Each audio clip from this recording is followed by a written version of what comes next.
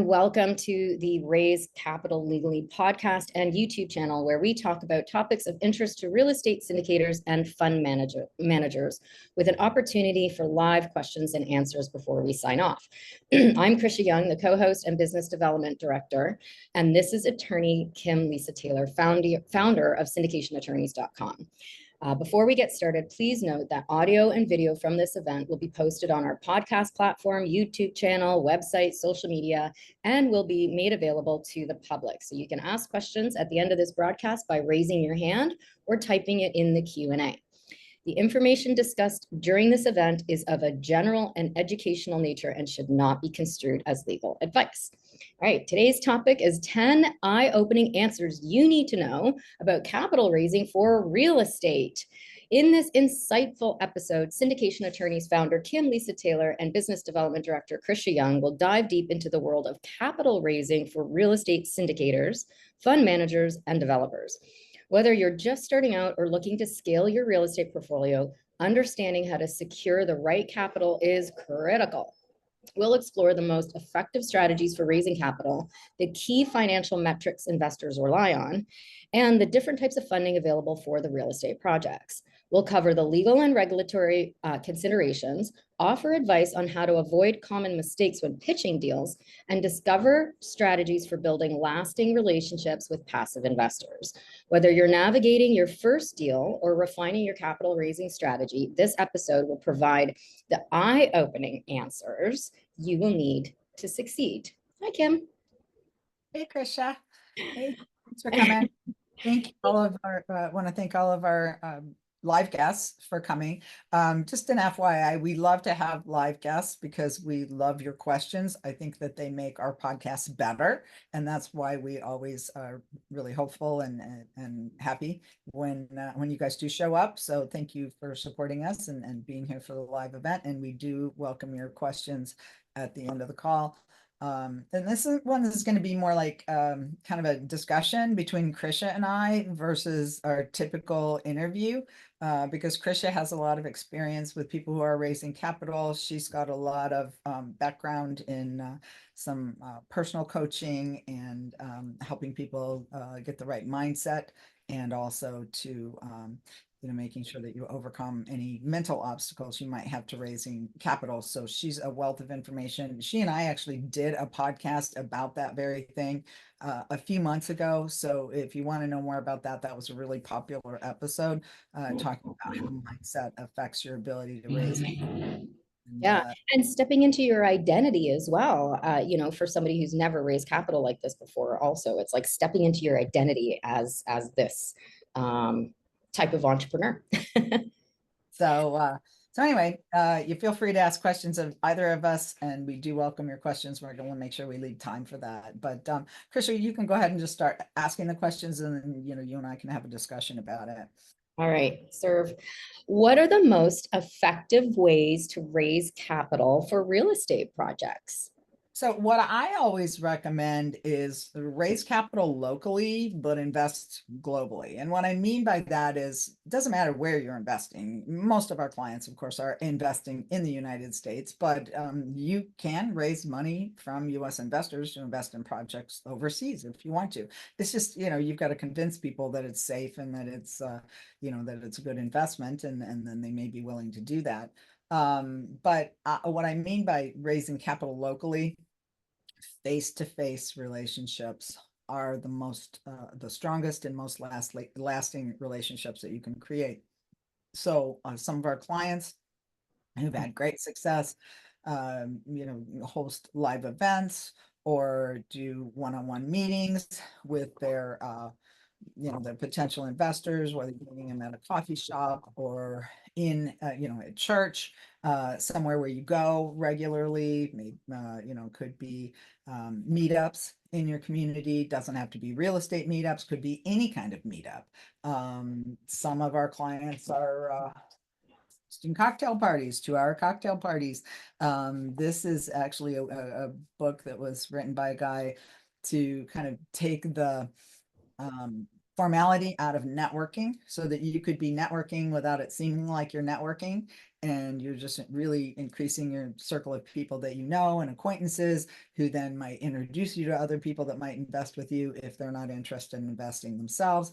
But we highly recommend this book. In fact, we talk about it a lot on our masterminds. If any on our masterminds, we highly encourage you to do this. It's just a really fun way to get a bigger network of potential investors. And all of our clients who have followed the formula in that book to have those cocktail parties have come back and said, oh, I got one investor, I got two investors out of it. Yeah. Not trying to, just inviting random people to the events. So get creative on how you meet people locally, but you got to get out of your house, you got to get out of your basement, you got to go out into the world and start meeting people face to face, because those are the longest lasting relationships. So I don't know. Yeah.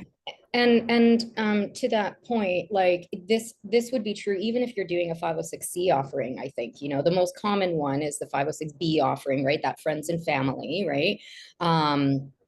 Where because it's the person behind the syndicate itself that people are investing in along with the project, right? So would you say, like, even with a 506c, there'd still be this element, even though you're allowed general solicitation and you're soliciting for mostly accredited investors, would you say that this strategy would work for that too? Absolutely. The internet is like a big ocean that is full of all kinds of fish and other creatures, and some of them could be dangerous. Some of them could be predatory. Some of them might not be people that you want to invite into your world. So it always behooves you to get to know your investors. If you can do it face to face, that's fantastic. If you can't do it face to face, a Zoom call is second best, and it doesn't have to be Zoom, but a face to face, online conversation, because you can really get a sense of somebody just by seeing their face, seeing their body language, facial expressions. Third best would be phone calls. We did business like that for a long time before the video conferencing became so readily available. And meeting people at events, but always follow up, get to know people, pre-vet them, make sure that they're suitable to be in your deals, not just financially, but also, mentally compatible, so their personalities are compatible with yours. These are people that you actually like, that you want to be in business with, that you're going to be in contact with maybe for the next 5 to 7 years. And you want to make sure that you're only dealing with people that you really want to invite into your world, because inviting the wrong people in your world can have devastating effects, as I'm sure a lot of us have learned over the years in various relationships we've had. So you've just got to be cautious about who you invite into your world. Make sure you get to know them. The more you get to know somebody, the more likely they are to invest with you. I would be highly skeptical of somebody who invests with you after the first meeting without having gotten a chance to get to know them. You want to be a little cautious, because there are people out there that are trying to launder money, and they might see you as someone who's naive and isn't going to recognize that. And if that ever gets discovered that you were part of that, whether you did it knowingly or not, you're going to bear the consequences of it. And the Homeland Security or Financial Crimes Enforcement Network could show up at your door, and you don't want to have that in your world. So get to know the people that you're going to be having invest in your deals. So face-to-face meetings, they call it belly-to-belly marketing. There's nothing better than belly-to-belly marketing. Belly to belly. I love that. I'm very much an in-person person, so I really enjoy that. Yeah. All right. So moving on to the next question here. Thanks for that, Kim. What are the key financial metrics investors look at when evaluating real estate deals?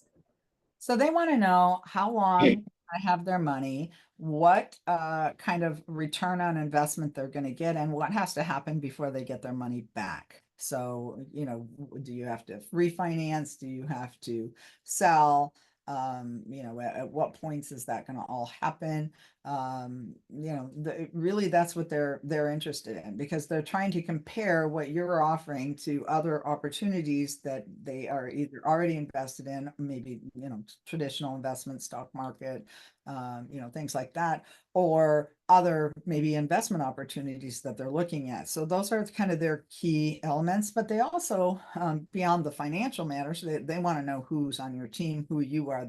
They're investing largely because of the relationship, and secondarily because of the metrics of the deal. But they will be comparing the metrics of your deal and the analytics to the other opportunities that they might have.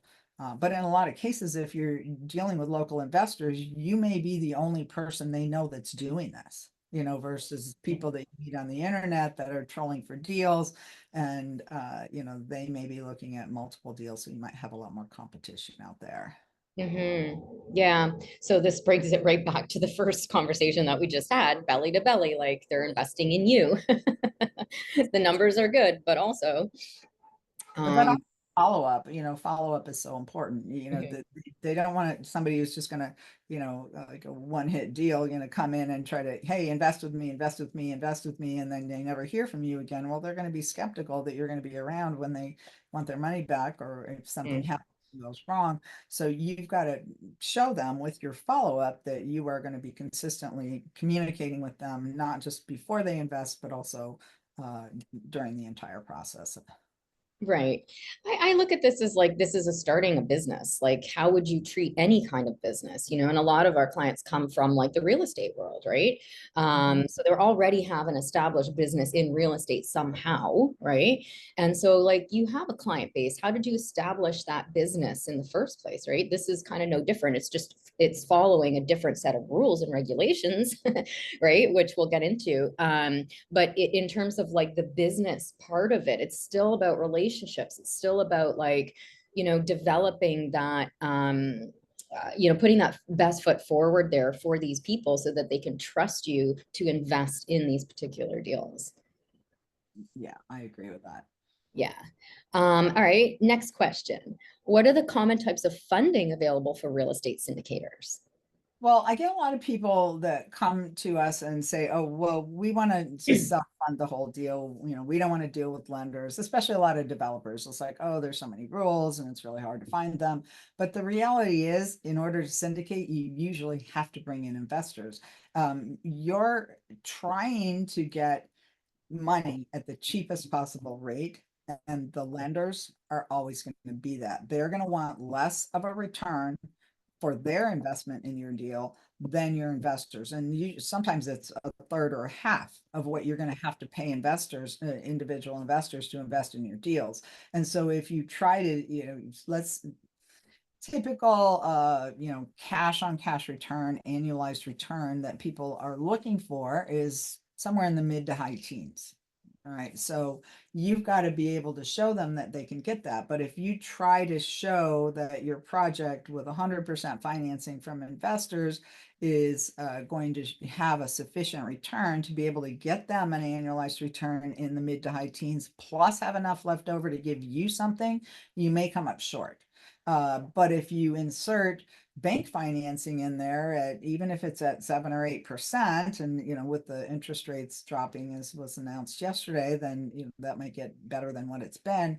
But even at 7 or 8%, which might sound expensive to you for bank financing, it's still half of what your investors want. So by leveraging, by getting that lender funds at the lower rate for the percentage of the property, whatever percentage of the purchase costs that you need, that's going to help you have enough left over to be able to give the investors the cash on cash returns in the mid to high teens and still have enough left over for yourself. And if you're trying to give them a return in the mid to high teens, well, then your overall project cash on cash returns has to be somewhat, 20% or more. If you're offering them 15% annualized returns and you want a 75-25 split, well, you've got to have a project that's generating 20% annualized returns. That's how that works. And a lot of people get that wrong. They start calculating what they're going to give investors, and they leave themselves, well, we'll take what's left over. And sometimes there isn't anything left over. Or if the property doesn't perform as well as you think it will, then you don't have anything left over and they get it all. So we always like to help our clients structure deals in a way that is fair to both investors and them. But it starts with, what is the overall return on this project? And when I say cash on cash return, I want you to look that up on the internet and get familiar with the definition if you're not already.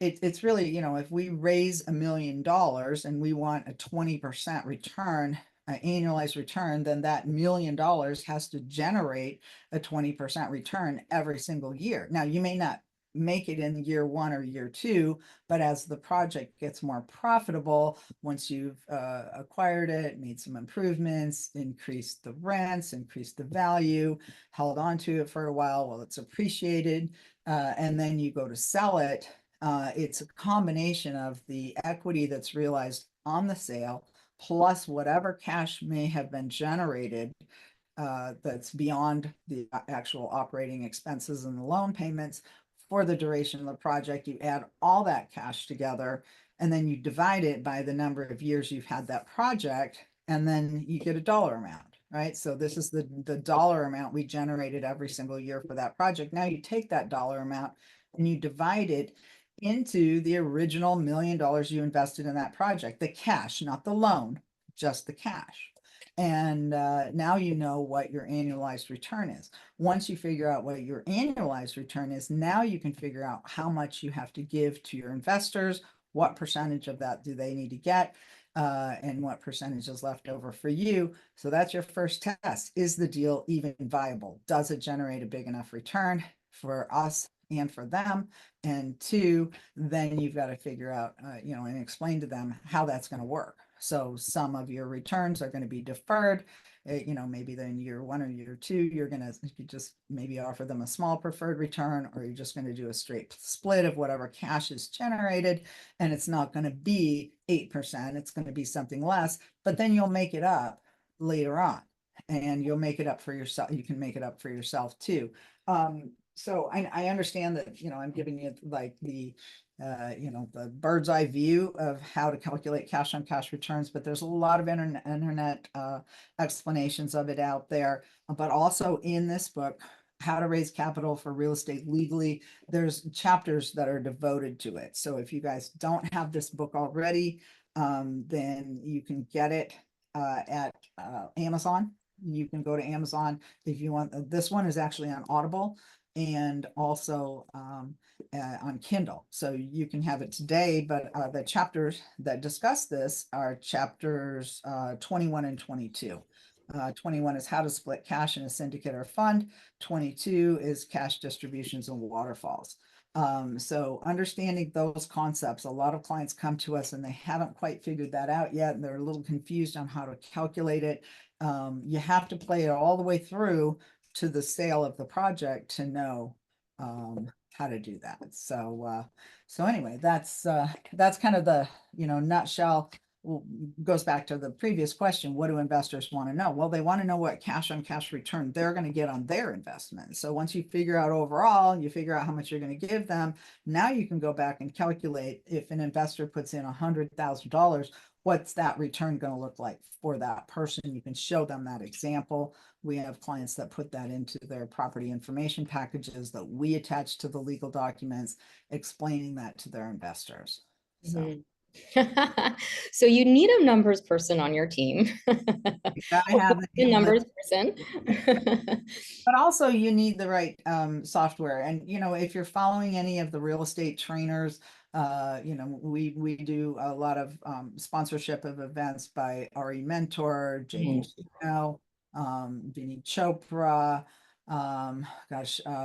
Jen and Stacy Conkey. There's just a lot of really great people out there that are teaching people how to do this, and they usually all have their own version of their calculation or analytical software. But if you're not following any of them, then there are commercial sources where that information is also available. One of the ones that I've seen is Property Metrics, METRICS. And they're one of the better ones. But if you just look up analytical software for whatever kind of project you're doing, a development project, or for multifamily, or for, warehouses, you'll probably, or just general commercial real estate, you'll be able to find some sources where you can purchase that information. Mhm. Joe Fairless also has one that he offers, and we sponsor his events as well. Yeah, yeah, it's a really important part of what you're doing here. Um, that's awesome. Okay, so then the next question, how can a real estate investor determine how much capital is needed for a specific project? So the way you do that is you figure out, okay, what is the purchase price? What is my estimated closing costs? And I think the rule of thumb, maybe you'll have to look this up on the internet, but the historical rule of thumb has always been 3%, but prices are rising on everything, so maybe that's changed in the recent past. But look at it, what it is. What are typical closing costs for the kind of asset class that you're doing? You're going to get a range of what that should be. So you estimate, okay, 3% of the purchase price is going to be closing costs. So let's add that. We're going to have a acquisition fee for the people who have found the deal and are putting it together and offering it to investors. That's usually going to be somewhere between 1 to 5% of the purchase price. And so you're going to want to raise enough money to be able to pay yourself that. When I say 1 to 5%, it's 3 is pretty typical for like a $3 to $6 million deal. If you get into deals that are higher priced than that, then those numbers might come down a little bit. So that's maybe where you're doing 2%. If you're in a $10 million deal, maybe it's just 1%. If it's a really small deal where it's $500,000 deal, then maybe it's going to be more like 5%. So, the smaller the deal, and the reason for that is because it really takes you this in your team about the same amount of work to get a small deal done as it does to get a big deal, which is why, certain real estate trainers say, it's easier to go big than it is to stay small. That's one of the things that David Lindahl says. And we're actually going to be interviewing him on our next podcast. So that's every year we try to pick his brains and, all right, Dave, what do you think? What's going to happen in the market? And Yeah, so make sure you don't miss that one. yeah, So, yeah. so Okay. the whole thing. Okay, so what that is sources of fund. The SEC calls this, and it's commonly called in the industry, sources and uses of funds. So the sources of funds, where am I getting the money to buy this deal? So you got your purchase price plus all these extra costs, the closing costs, the acquisition fee, capital improvement budget, operating capital and reserves, anything else that you've got to spend money for, all the pre-closing expenses that you may have spent to get the deal to the closing table. Those are all reimbursable. So they should be part of that line item that you're raising money for. So you're going to look at all the things we have to spend money on just to close on this deal and to have enough capital improvement budget and reserves to execute the plan of operation for the property or the business plan for the property. Then once you have that number, now you look at, okay, here's the purchase price. We think we were able to get a loan from the bank of 65 or 70% or whatever your numbers are, 75% of that purchase price. And then the rest to make up that whole, the same number that comprises that whole list of expenses, you're going to have that from investors. That's how you determine how much you raise from investors. So that's the cash that you're putting into the deal that you're going to use to calculate the cash on cash return we talked about in the last question. Right. Okay. And the uses of funds too would include the legal fees too, right? Absolutely, yes. The legal fees, not just for us, but you're also going to have a real estate attorney that's local to the project, usually in the state where the project is located. So they're going to have some fees, and they'll be able to give you an estimate of those fees. We'll be able to give you, what our fees are. Then and our fees are going to be a combination of what you actually pay us plus the additional out-of-pocket expenses associated with forming your entities and filing state securities notices. So typical deal where you're raising a couple $1 million, you can expect out-of-pocket expenses, $3,000-4,000. But if you're going to go out and raise $10 million, you may have $8,000 in filing fees, because you're going to have people coming in from more states, and those blue sky notices we have to file in the states where the investors are located all have fees associated with them. So fees can range from $150 to $1,200. And it's one time per state, but you do have to pay those fees in order to file those notices and be compliant with your offering in those states. Even if it's a federal offering, the states still want to have a notice that you're claiming the federal offering, and giving them jurisdiction over you in case you don't follow the federal rules. Yeah, right. Lots of checks and balances, but that's what we're here for, to help you with that. So what are the legal and regulatory requirements for raising capital in real estate? Like what do people need to understand here with regards to the security side of things? Well, so it's more than securities, because there's really, multiple parts to your offering. So there's the securities compliance part. So that's figuring out whether or not you're selling securities. If you are, then what are the securities rules that are applicable to you? Are you going to comply with a federal rule or a state rule? If everything's all in one state, the investors, all investors in the property are all in one state, maybe you're going to comply with state rules, not federal. But when you start crossing state lines and you're buying properties in states where you don't live, and you're bringing investors from multiple states, that's when most people choose the federal rule, because it preempts all the individual state rules, it supersedes them. So you only have to follow one set of rules and then just file those blue sky notices that we were just talking about. So just one set of rules. So that's when we're talking about Regulation D, Rule 506B, or Rule 506C. Those are the most common ones.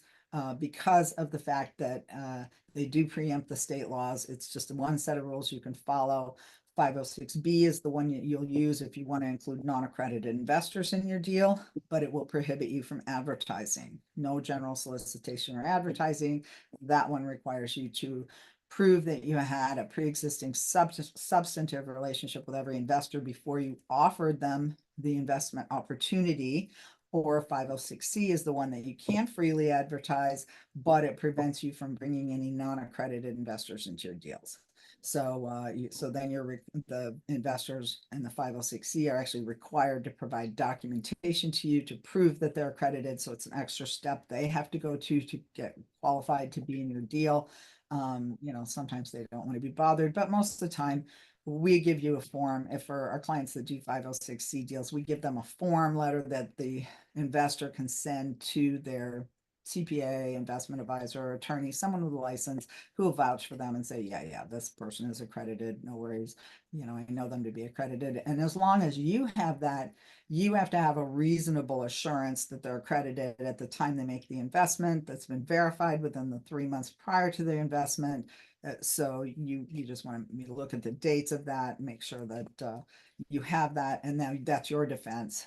If someone says to you later, well, I'm not accredited, or a regulator comes and wants to look at all the documentation for your deal and make sure that you complied with the rules for your exemption, which can happen. Or if you get in litigation, then they start asking for that in discovery, and they want to know how you complied with those rules. Because if you didn't comply with the rules, that's when you're going to get in trouble. So anyway, that's what most people are using. So that's part of it, though. So that's, what are the legal and regulatory requirements? Regulatory is the securities compliance. What is that? So picking an exemption, following the rules for that exemption. Part of that is the documentation we create, which is the private placement memorandum and the subscription agreement. And then also us filing a Form D with the SEC saying, this client is claiming this exemption. Here's how much they're going to raise. They haven't raised any money yet. So we like to file those forms before you raise money. And then as you bring in investors, then you're going to keep us informed so that we can file those state securities notices, the blue sky notices, informing those states. And they all have a 15-day deadline from when the funds become irrevocably contractually committed. That's kind of a tough concept for people to understand. We write it into our documents that doesn't happen when they send you the money. It happens when you close on the property with their money. And the distinction is, if someone came to you 3 days before closing and said, hey, I lost my job, or I just found out, something devastating happened, I'm not able to do this deal. You're not going to force them to close on the property. You're going to find somebody else. And, but once you've spent that money, it is irrevocably contractually committed because you've already spent it and you don't have a way to replace that, or to, it becomes difficult to get them out and get somebody else in. So when you close on the property, but if you bring in investors after the closing, which you can do, you can continue to raise after the closing, then immediately when that money comes in, that's going to trigger that filing deadline. So something that we spend a lot of time trying to educate people about, is when those notices are due. And it's probably one of the biggest mistakes people make. But so that's the regulatory. What other legal considerations are there? Your corporate structure. So corporate securities attorneys, we set the structure up for you. We help you decide the structure, how you're going to split the money with investors, and we do the securities compliance.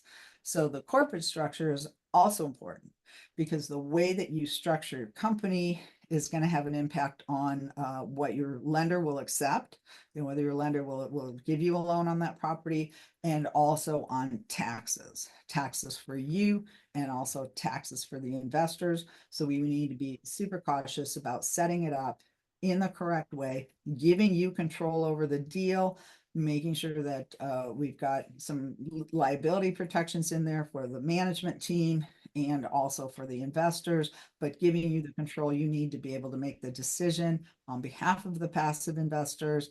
And then, making sure that those structures are going to be advantageous tax-wise for all of your investors. So, when you have foreign investors, we have to look at that independently, because it depends what country they're from, could have different tax ramifications for those investors. If your investors are all from the US, we're going to structure it in such a way that they have the best possible tax advantages, but also your earnings. Your earnings are going to get taxed in different ways, depending on whether they're fees or if it's a profit share. So we're going to want to separate those and make sure that you get taxed appropriately on those earnings. So those are things that you have to really take into consideration. And sometimes if you end up using the wrong attorney who doesn't understand all that stuff, then you could end up owing and paying more taxes, far more taxes than you need to on your own earnings. So you always want to be mindful of making sure you're using experienced securities attorneys to help you with your offering. So that's primarily the most thing, the securities rules and the corporate structure.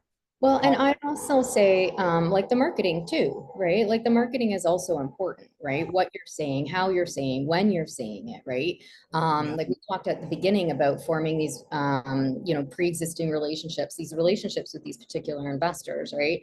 And as the conversation's going, we can kind of see how important it is to have a good relationship with these investors, because if somebody needs to pull out or something changes or whatever, you want to make sure that you've got that communication, you've got that relationship established, you're able to like talk, and say, hey, like we need something different here or whatever.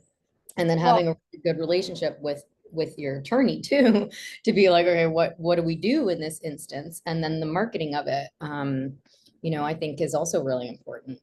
Well, yeah, reading and understanding your legal documents is all important. And I'll tell you the progression that a lot of our newer clients make. And we do help a lot of new clients that have never syndicated before, help them understand the rules, help them understand their obligations. But you have to have at least somebody on your team that's in control be responsible for making sure that you're complying with the legal documents that we're creating. So the private placement memorandum is the disclosure document that explains to the investors all the risks of investing and how the raise is going to be handled, how much you're raising, how that money is going to be spent, and what's going to happen after you acquire the property and all of that. So that's the private placement memorandum. The operating agreement is explaining how you're going to run the company. So that's the governing document for how you're running your company once you close on the property and you accept all those investors and you start using their funds in order to generate the profit that everyone is anticipating. So you have to make sure that you're 100% of the time complying with that operating agreement between you and the investors. And then there's going to be another operating agreement for the management team. And so that's going to just talk about how decisions are made, how the income that the management entity receives is going to be split amongst the people that are contributing and taking an active role in managing the asset. So all of that's important, and you have to understand how all of that works together. And then somebody has to be reviewing those subscription agreements from investors, making sure that they do qualify for to be able to invest in that deal. And that's just part of the compliance with the securities exemption that you've selected. Yeah. Wow. There's a lot here.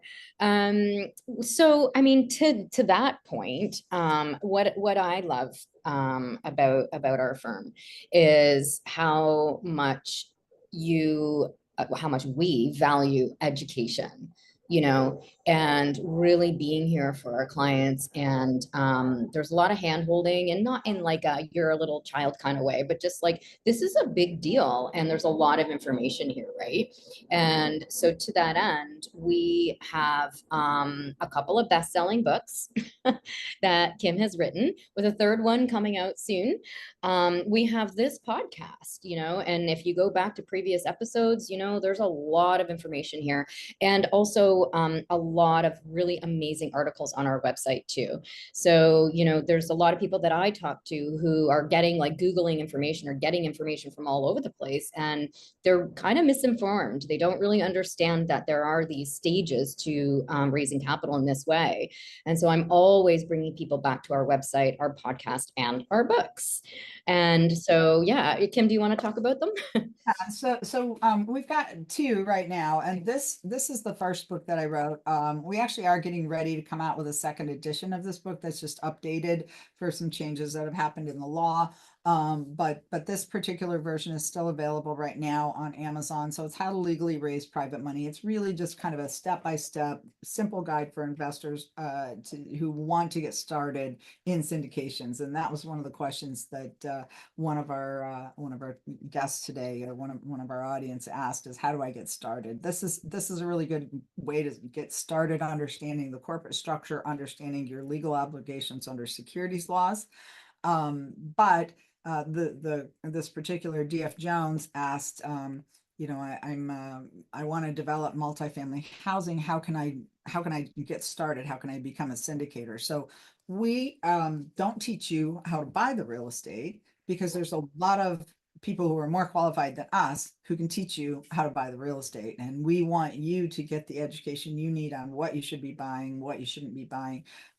We have interviewed a guest in the past that has a program on real estate development. His name is Daniel Kleeman, Kleyman. If you search our podcast episodes on our website or on our YouTube channel, you'll be able to find the past episode that we did with him. We do ask all of you, please go to our YouTube channel, Raise Capital Legally. Please subscribe. We want to get enough subscribers that Google pays attention to us, and then other people can help find us, and that can help them do better at these things.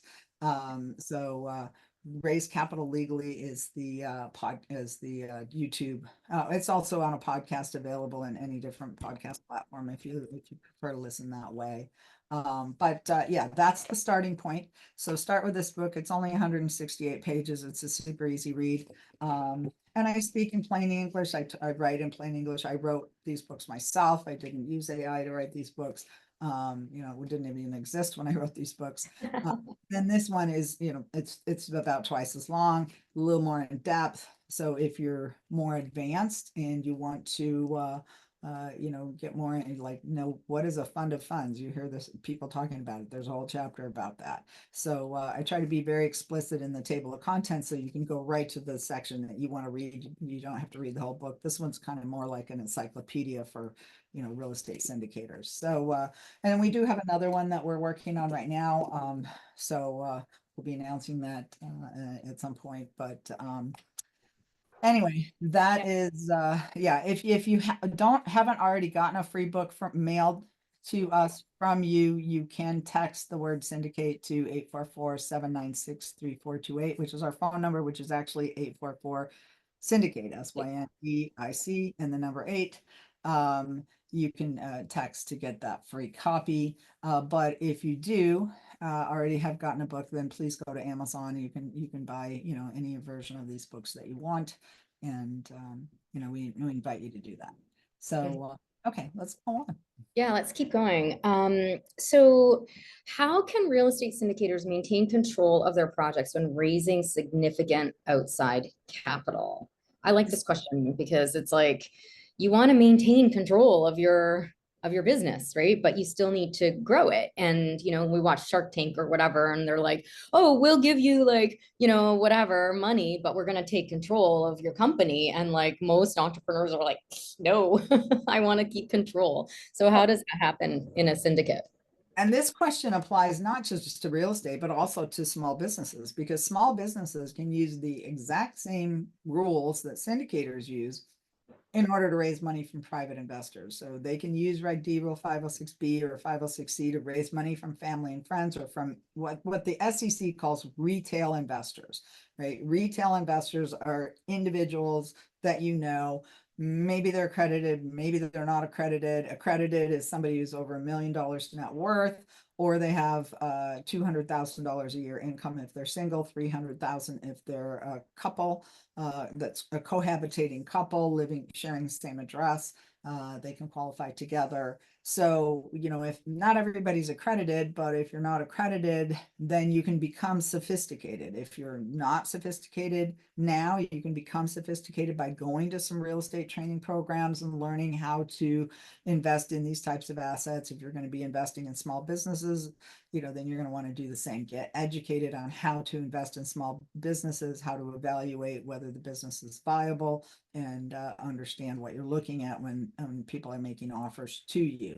But so the real answer to that question, how can people maintain control of their projects when raising capital, is to raise money from retail investors, not from venture capitalists, not from private equity companies, not from angel investors, from individuals and people that you know and that you meet and that you develop relationships with.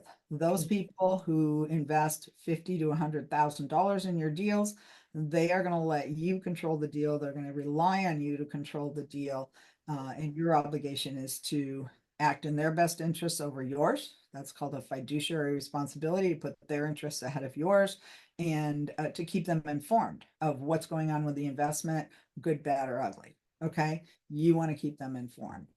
So I think that's, individual investors will let you run your deal. The more somebody invests in the deal, the more they think they own you or that you work for them.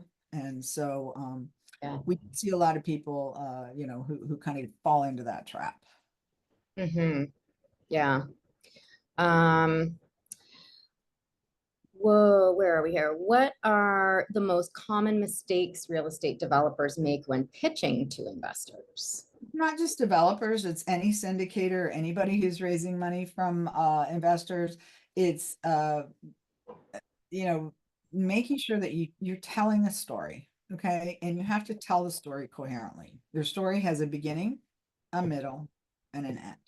Tell it in that order. I can't tell you how many times we read literature that comes from our clients, or marketing materials from our clients, and things are out of order and they're all jumbled up, and they're talking about how they're going to exit the project before they've even talked about what money they need to get in the project. So, start with, here is our project. Here's our vision for this project. Maybe it's just a piece of raw land. Okay, we're going to get it rezoned, we're going to get it entitled, and we're going to build this beautiful building. We're trying to get it rezoned so that we can put 200 units on it. And, then we're going to try to get that entitlement. Right now it's eligible to be built as this, so that's a development project. For an existing building, you're going to talk about, here's what it looks like now.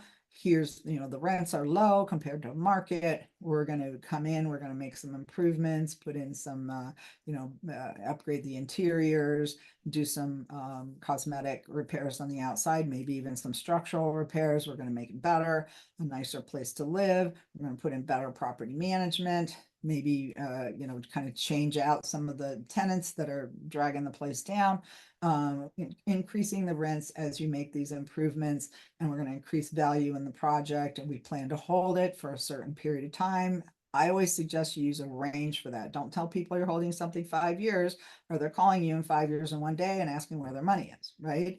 So what you want to say is we're going to hold it 5 to 7 years or 4 to 6 years. And, we're always going to give you in the documents we write the ability to accept crazy unsolicited offers. We've had clients that have, gotten crazy offers in 2 or 3 years and sold the properties and everybody did really well. Or you may have to hold it longer because market conditions aren't right. The loans aren't available, the interest rates are high, the market is saturated, whatever it is at that time. You as the manager, if we've positioned your syndicate correctly, have the ability to make the decision when is the right and optimum time to sell that property. And always putting the investor's interests ahead of your own. So that's, when pitching to investors, you have to tell a coherent story. So you're going to want to put that into a property package. You're going to want to, which could be a PowerPoint presentation. That's a very common way to do it. It could be a written document with some photos sprinkled in, just showing them, what it looks like, what you're going to do with it, what improvements you're going to make to it, whether it's ground up development or whether it's a value add project. And what are you going to, what you're going to show some projections. Here's what we think we're going to be able to generate as far as income goes from the period of time that we own it. That's where we're talking again about our distributable cash, what's left over after we pay the operating expenses, and the lender, and how much of that do we want to hold in reserves. The rest of it becomes distributable cash. That's stuff that can be split amongst the management and the investors for the period of time you own the property from cash flow. And then later on, what is our projected sale? What do we think our net operating income is going to be at that point? Because once you've determined your net operating income, then you'll be able to determine, you can make assumptions about what the cap rate would be at that time, what the sale price could be at that time. Now, whenever you're making these projections, you're going to write down all the assumptions that you're making. We're assuming that we're going to be able to sell it at a 7% cap rate, but we can't read the future. We don't have a crystal ball. This is our best estimate at this time. Okay. We have assumed that we're going to be able to increase our rents by this much per year. And we're going, our expenses are going to increase by this much per year, so that we're going to have this net operating income. And so when we write the private placement memorandum, we're going to be talking about all that you've made these projections, you've used your best judgment and your best information available at the time to make these, you've been educated in this asset class, so this is how you've done it, or you have mentors that are helping you create these projections. And then based on those projections, if you achieve all those projections, this is what you think you're going to be able to give your investors as a return. And what we're going to say is the only guarantee here is that whatever projections you made are going to be wrong, right? Because there is no way you're ever going to be to the dollar of the exact net operating income that you've projected, but you're going to keep people informed along the way and explaining to them any deviations. Here's why things aren't getting done. Here's what happened. COVID happened. Eviction moratoriums happened. Things, that were outside your control happened. Maybe some calamity happened, a fire, a flood, or hurricane, that kind of slowed you down. You're just going to keep everybody informed what's going on all along the way. One of the things I learned from, we'll talk about that in the next question, is one of the things I've learned about keeping investors informed. But okay, well, then how can real estate syndicators foster long-term relationships with their capital partners? Yeah, so really keeping people informed. That is the whole thing. Keeping them informed about your current investments and what's happening with their current investments, that the ones that they've invested in, but also what about the people that didn't get into the first deal, but said, hey, maybe count me in on the second deal. Well, you might want to keep them informed about what's going on in the first deal too, because maybe they sat on the sidelines because they want to see how you do. right? Or they feel like maybe you didn't have enough experience at that time, but maybe once you get some more experience, they like you, they'd like to invest in you, or it's just not the right time for them. So, keeping people informed of what's going on with your business, what's happening in the market, because they're all hearing, things on CNN about interest rates and what effect it's having on the real estate market. But some of that stuff, may not be relevant to what you're doing. The news is really, famous for talking about what's happening in the single family market, but they don't necessarily translate that into the commercial markets. So, maybe keeping your investors informed on what's going on in the commercial markets, and how does this interest rate change affect what we're doing, and is it better, is it worse, is it just something we have to deal with, how is that working out, but keeping them informed during the deals. One of our clients has said that they have 300 investors, 300 accredited investors, and I've seen them fund deal after deal with these same investors. And that's what they say is our investors keep investing with us all the time. Well, they're always keeping them informed. If you do a deal and you don't inform people and then the deal tanks, well, if you don't tell people, you don't tell your investors about a problem, it's your problem. If you tell everybody about the problem, it becomes everybody's problem. And some of your investors are going to be very well seasoned business people who might have some ideas that you hadn't thought of, or may be able to loan you some money or do something that would help you get past this hurdle. So you want to listen to them, but you're in management, you get to make the ultimate decisions. But listening to your investors and hearing what they say and perhaps implementing some of their suggestions can go a long way towards them gaining trust with you. Exactly. Okay. Like using them as mentors almost in a way too. Yeah. So yeah. You want to say something quick about mindset? I really wanted to give you more time for this, but I know we've got a few questions. It's good. Yeah, I was going to say, do you have a question for me? Question here. I'd like to talk to Krisha about mindset. How can I do that? So this is someone you want to reach out to individually, but tell us a little bit about that now. So I was thinking about this, and there's two things here. I think from a mindset perspective, there's a lot from a mindset perspective that we can dive into, but from today's conversation, I think there's two things. One is recognizing that there's a human in the transaction here. So this is a transaction. We are doing a real estate transaction. There's money being exchanged. There's property, all that kind of stuff. But there's also a human. There's a human in the business side of it, which is our clients, which is people listening, right? You're a human. And in that, you need to account for your own mindset, your own stuff that you've got going on inside of you in terms of like how you're showing up, like the fears that you might have, or the doubts that you might have, or whatever like blocks you might have in terms of being able to communicate with your investors, or in terms of being able to get out there and put yourself in front of investors or whatnot, right? And recognizing that this is a deal with people in it, right? These investors are people. The people in the apartment complexes, say, for example, are people.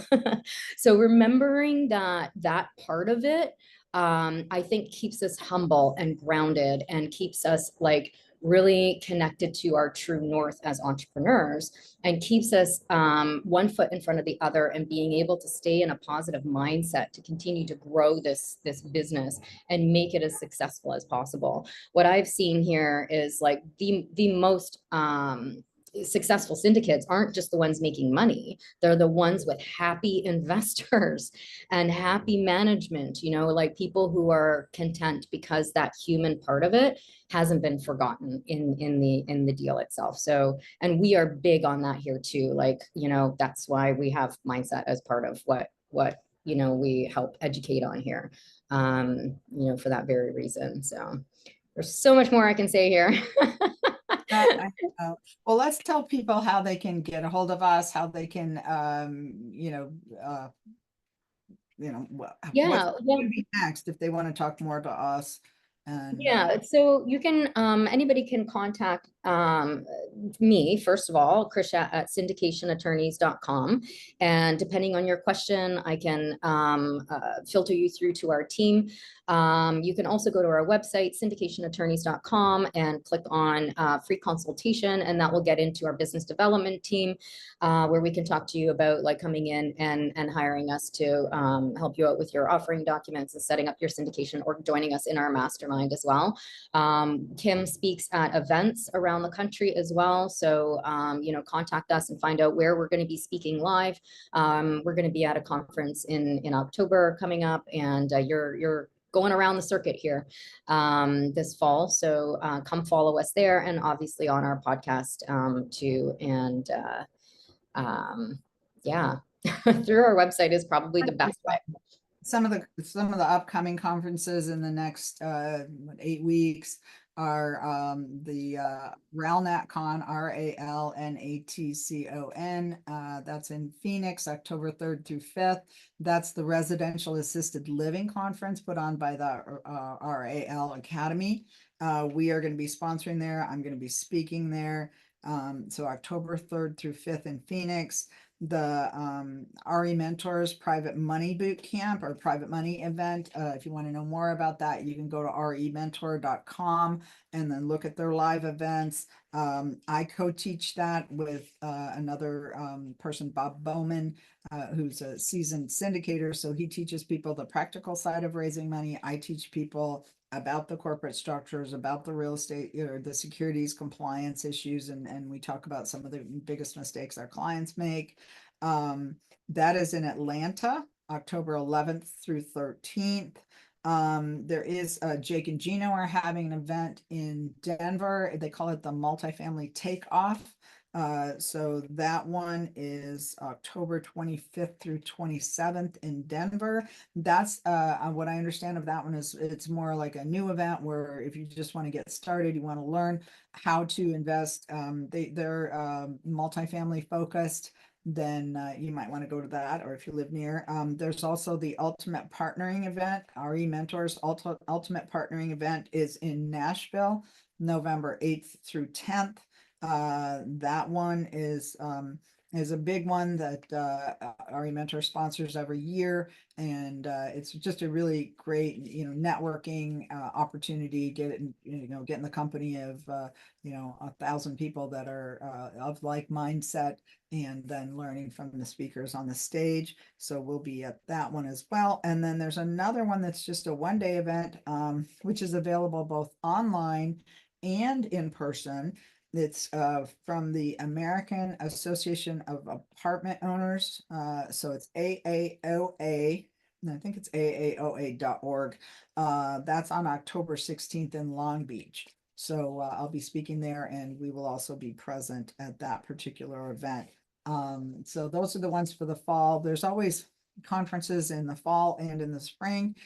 Come spring, there's going to be some additional events coming up. We just don't know when and what they are yet. So those are where we're going. So we thank all of you for coming today. Please do visit our website. There is an entire library of free resources available to you there. There's over 80 articles and over 80 frequently asked questions, all of our past podcasts. There's some ebooks, lots of free information. If you don't already have one of our books, we can mail one physically to you, all of that. So, thank you all for coming,